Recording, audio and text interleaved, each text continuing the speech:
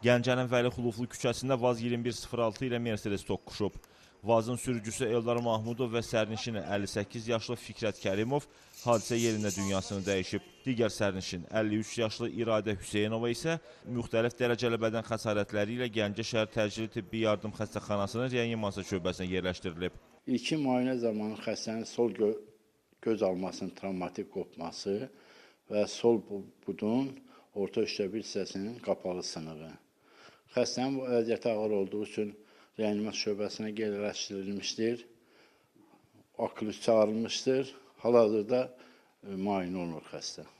Hadisə yerinə cəlb olunan Fövqəladə Hallar Nazirliyinin Gəncə regional bölməsinin xilas ediciləri cəsədləri deformasiyaya uğrayan avtomobildən çıxarıblar.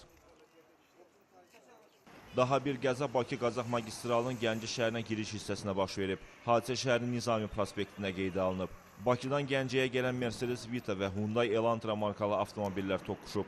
Hyundai'ya arxadan çırpılan Vita yoldan çıxaraq ağaca və işıq dirəyinə dəyib. Zərbənin təsirindən ağac və dirək qırılaraq avtomobilin üzərinə aşıb. Nəticədə Vita'nın sürücüsü və sərnişini, digər avtomobilin isə bir nəfər sərnişini xəsarət alıb. Yaralılardan 23 yaşlı Oqtay İbrahimli və 28 yaşlı Elvin Ağayev Gəncə şəhər təcili tibbi yardım xəstəxanasına aparılıblar.